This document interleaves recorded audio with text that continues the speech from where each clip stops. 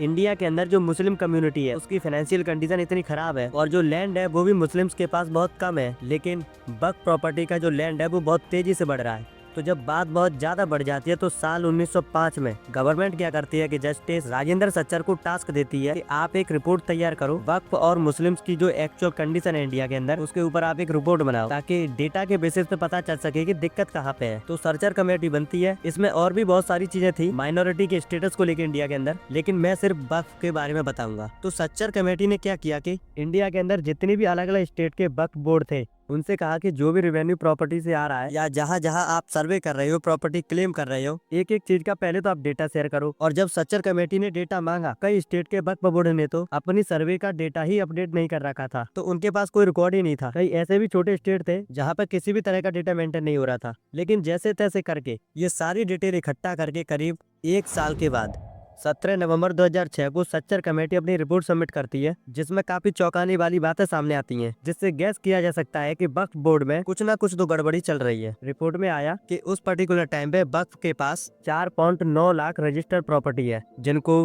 वक्फ ने रजिस्टर करवा रखा है। बाकी जो क्लेम कर रखी है और रजिस्टर नहीं है वो इससे बाहर थी। टोटल लैंड निकाला गया कि वक्फ के पास कितना लैंड है, तो ये निकला 6 लाख एकड़। और फिर इसके बाद इंडिया के अंदर जो टोटल वक्फ प्रॉपर्टी थी जो रजिस्टर्ड थी उसकी मार्केट वैल्यू निकाली गई, जो कि 1.2 लाख करोड़ आई। अब ये सब करने के बाद सच्चर कमेटी ने कहा कि जितनी भी वक्फ की प्रॉपर्टी है, अगर हम 10% के रिटर्न के हिसाब से भी कैलकुलेट करें तो 12,000 करोड़ रुपए का प्रॉफिट तो इससे आना चाहिए। लेकिन वक्फ बोर्ड जो है वो अपनी प्रॉपर्टी का एनुअल प्रॉफिट 163 करोड़ दिखा रहा है, और ये जो 12,000 करोड़ है ये बहुत बड़ा नंबर था। सिक्किम, मिजोरम, नागालैंड जैसे स्टेट जो है इनका बजट होता है। अगर हम अभी 2024 की भी बात करें तो माइनॉरिटी अफेयर्स का जो एनुअल बजट है वो 3,183.24 करोड़ था। तो कहने का मतलब है कि वक्फ जो अपनी प्रॉपर्टी से बना रहा है उसका 4 गुना ज्यादा रेवेन्यू आना चाहिए। तो वक्फ की ये जो प्रॉपर्टी है उससे रेवेन्यू तो जनरेट हो रहा है, लेकिन उसके बाद भी urban area property report 2004 and 5 की रिपोर्ट के हिसाब से 38.4 मुस्लिम्स तो गरीबी रेखा के नीचे हैं। और वेस्ट बंगाल की बात करें तो उस पर्टिकुलर टाइम पे तो वेस्ट बंगाल के पास सबसे ज्यादा वक्फ प्रॉपर्टी थी, उसके बाद भी सबसे ज्यादा गरीब मुस्लिम जो थे वो वेस्ट बंगाल में ही थे। मुस्लिम्स की जो इकोनॉमिक कंडीशन है वो वीक है और लैंड भी उनके पास कम है, और वक्फ के पास इतना लैंड होने के बाद भी इंडिया के अंदर जो मुस्लिम कम्युनिटी है उनके पास उसका फायदा नहीं पहुंच पा रहा है। सिंगापुर की 200 वक्फ प्रॉपर्टी का जो रेवेन्यू है वो 42.7 करोड़ है।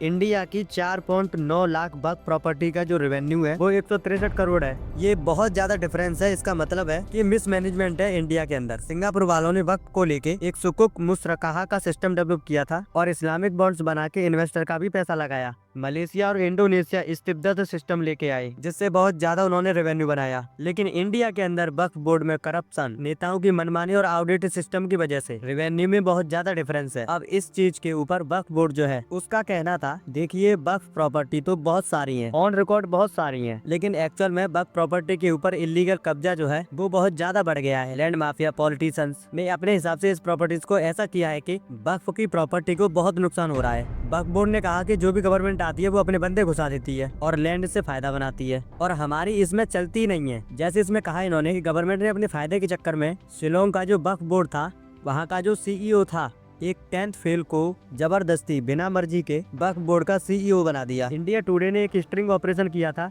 ये मेरठ की वक्फ प्रॉपर्टी नंबर 3068 के मुतवल्ली कमर अहमद के पास गए। इसने इनको फेक लेटर दिया, ये उसकी कॉपी है, और 1.35 करोड़ में 680 स्क्वायर यार्ड देने को तैयार हो गया, जिसमें इसने बोला कि 25% तो वक्फ बोर्ड के जो ऊपर मेंबर है उनको देना है। सीतापुर के मुतवल्ली चौधरी अब्दुल हामिद वक्फ प्रॉपर्टी नंबर 4181 को जुगाड़ लगा के पैसे लेके 90 साल के लिए लीज पे देने के लिए रेडी हो गए। और मेरठ की एक और वक्फ प्रॉपर्टी जिसका नंबर 3493, उसका जो मुतवल्ली था हाजी अब्दुल समद, ये पैसे लेके वक्फ प्रॉपर्टी बेचने के लिए रेडी हो गया। आपको गूगल पर 50 केसेस मिल जाएंगे ऐसे, जहाँ पॉलिटिशियंस, लैंड माफिया, मुतवल्ली कोऑर्डिनेटेड तरीके से वक्फ प्रॉपर्टी का मिसयूज कर रहे हैं, और जो पैसा गरीब मुस्लिम के पास जा रहा था उससे ये मजे ले रहे हैं। वेस्ट बंगाल में 126 वक्फ प्रॉपर्टी जो थी उसको बहुत ही कम रेट पे लीज पे उठा के दे दी गई। एक वक्फ प्रॉपर्टी को सोवोलेंस बिल्डिंग के लिए 99 साल के लिए विजय माल्या की एक अल्कोहल की जो कंपनी थी उसको दे दिया गया, जबकि अल्कोहल के लिए तो वक्फ प्रॉपर्टी किसी भी कीमत पर सेल नहीं की जा सकती। पॉलिटिशियंस की जो लिस्ट है वो तो और भी लंबी है। कर्नाटका स्टेट के माइनॉरिटी कमीशन चेयरमैन अनवर मणिपेडी ने रिपोर्ट सबमिट की, जिसमें इन्होंने एलिगेशन लगाई कि साल 2001 से लेके 2012 के बीच में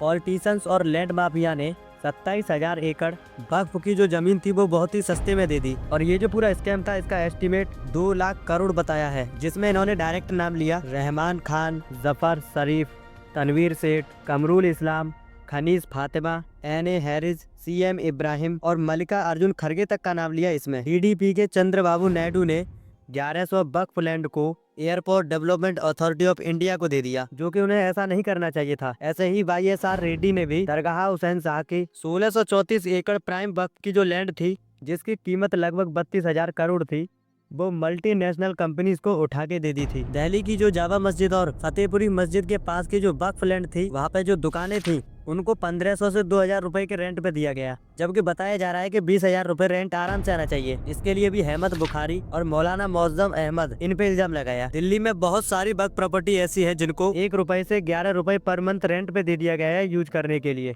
ये उन सारी प्रॉपर्टीज की लिस्ट है और इसमें भी आप देखोगे तो मुस्लिम्स को ना देके 85% केसेस में हिंदुओं को रेंट पे दी गई है। यूपी में मल्टीपल एलिगेशन मुख्तार अंसारी पर लगे हैं कि इन्होंने वक्फ प्रॉपर्टीज की जमीन पे एक मॉडर्न कॉम्प्लेक्स बना के अपने बेटे को दे दी। और अतीक अहमद के ऊपर भी इल्जाम लगाया है कि इन्होंने प्रयागराज में एक प्राइम लोकेशन की ही वक्फ प्रॉपर्टी थी, जिसका जो मुतवल्ली जो था वो अपना इलाज कराने के लिए कुछ टाइम के लिए गया था। उसी बीच में अतीक अहमद ने उस प्रॉपर्टी को, जो कि वक्फ की थी, अपने घर वालों के नाम करा दी। तो देखिए, करप्शन को लेके वक्फ बोर्ड ने बहुत बार अपने कंसर्न दिखाए हैं कि वक्फ बोर्ड पे बहुत ज्यादा कब्जे हो रहे हैं, इस पे कुछ ना कुछ करना होगा, लेकिन उसके बाद भी कुछ नहीं होता है। शुरू में मैंने आपको बताया था कि दिल्ली को जब अंग्रेजों ने कैपिटल बनाया था तो उन्होंने वक्फ प्रॉपर्टी ले ली थी। तो जब अंग्रेज चले गए तो उसके बाद वक्फ बोर्ड ने करीब दिल्ली की 77% लैंड पे क्लेम किया था दोबारा से, लेकिन तब तक ये सारी प्रॉपर्टी जो थी वो DDA और LDO के अंडर आ गई थी और गवर्नमेंट का बहुत सारा इंफ्रास्ट्रक्चर इसके ऊपर बन गया था। 200 प्लस मस्जिद और 300 प्लस वक्फ प्रॉपर्टीज को लेके अंग्रेज जब इंडिया से चले गए थे तो गवर्नमेंट और वक्फ बोर्ड के बीच में अभी तक कॉन्फ्लिक्ट चल रहा है, कोर्ट केसेस चल रहे हैं। DDA और LNDO ने दिल्ली वक्फ बोर्ड पे 300 से ज्यादा केस कर रखे हैं इसी लैंड को लेके। और जब 2014 के इलेक्शन होने थे तो 30 दिन पहले 123 वक्फ प्रॉपर्टी कांग्रेस ने वक्फ बोर्ड को वापस कर दी थी, लेकिन इलेक्शन में BJP जीत के आ गई थी तो दोबारा से प्रॉपर्टी गवर्नमेंट के पास आ गई थी। अभी दोबारा से इसी चीज को लेके दिल्ली वक्फ ने गवर्नमेंट के ऊपर केस कर रखा है, लेकिन अभी उसका कोई रिजल्ट नहीं आया है। दिल्ली के अंदर सबसे ज्यादा कॉन्फ्लिक्ट चल रहे हैं। 989 एविक्शन ऑर्डर डाले गए हैं वक्फ प्रॉपर्टी को लेके और 120 पुलिस कंप्लेंट्स हो चुकी हैं। उसके बाद भी केवल 4 प्रॉपर्टीज हैं जो वापस मिली है वक्फ बोर्ड को। इस लिस्ट को पॉज करके आप देख सकते हो। इन पे वक्फ बोर्ड ने कहा कि इन प्रॉपर्टीज पे तो गवर्नमेंट ने खुद ही कब्जा कर रखा है, इसलिए करप्शन के सबसे ज्यादा केस जो है दरगाह के आते हैं। 29 नवंबर 2012 को कर्नाटका के टुमकुर सिटी में BH रोड पे 2 मुस्लिम दरगाह थी। दरगाह के ऊपर म्युनिसिपल कमिश्नर ने केस कर दिया था कि ये इलीगल बनाई गई है और फिर इसके बाद केस चलता है सिविल कोर्ट में और फिर सिविल कोर्ट के अंदर साल 1906 का मैप प्रोड्यूस किया गया जिसमें दरगाह थी नहीं। तब जाके कोर्ट ने दरगाह के अगेंस्ट में ऑर्डर पास किया। जैसे कि दिल्ली के एक फ्लाईओवर के ऊपर दरगाह बना दी गई थी, वो मुद्दा भी बहुत ज्यादा उठ गया था। उत्तराखंड के फॉरेस्ट में 450 मजार मिली, लेकिन जब इसको चेक किया गया तो कोई ह्यूमन बॉडी नहीं मिली इसमें। तो इसमें काफी ज्यादा मिसमैनेजमेंट चल रहा था। मुकेश अंबानी के घर से लेके ईडन गार्डन स्टेडियम तक बहुत सारी प्राइम प्रॉपर्टीज जो हैं वो इंडिया के अंदर कॉन्फ्लिक्ट में फंसी हुई हैं, कोर्ट में केस चल रहे हैं। ये पूरी लिस्ट एक बार पॉज करके आप देख सकते हो, जो प्राइम लोकेशन है जहाँ पे कॉन्फ्लिक्ट चल रहा है। इस पूरे वक्त के मिसमैनेजमेंट को लेके वक्फ मैनेजमेंट सिस्टम ऑफ इंडिया बनाया गया ताकि कब्जा रोका जा सके। ये एक ऑनलाइन पोर्टल है। इस ऑनलाइन पोर्टल को अगर आप खोल के देखोगे तो स्टेट वाइज वक्फ प्रॉपर्टीज की डिटेल्स मिल जाएंगी। आप भी चाहो तो अपने एरिया की डिटेल्स चेक कर सकते हो इस वेबसाइट पे। इसमें वक्फ प्रॉपर्टीज की GPS कोऑर्डिनेट, जो केस चल रहे हैं उनकी डिटेल मिलेंगी आपको। सर्वे होने के बाद जो रिपोर्ट आई है वो मिलेंगी। फाइनेंशियल डेटा, रेंट कितना आ रहा है, एनुअल बैलेंस शीट, सब कुछ मिलेगा आपको इसमें। इस पोर्टल पर जाके आप देखोगे तो टोटल 58,000 कंप्लेंट रजिस्टर है। 40,951 केसेस जो है वो वक्फ ट्रिब्यूनल में पेंडिंग है। 165 केसेस हाई कोर्ट और सुप्रीम कोर्ट में चल रहे हैं। और सबसे हैरानी की बात है कि 9,942 केसेस तो खुद मुस्लिम्स के चल रहे हैं। जिस मुस्लिम कम्युनिटी के लिए वक्फ सिस्टम बनाया गया था, उनके वेलफेयर के लिए लाया गया था, उसी कम्युनिटी को सबसे ज्यादा सफर करना पड़ रहा है।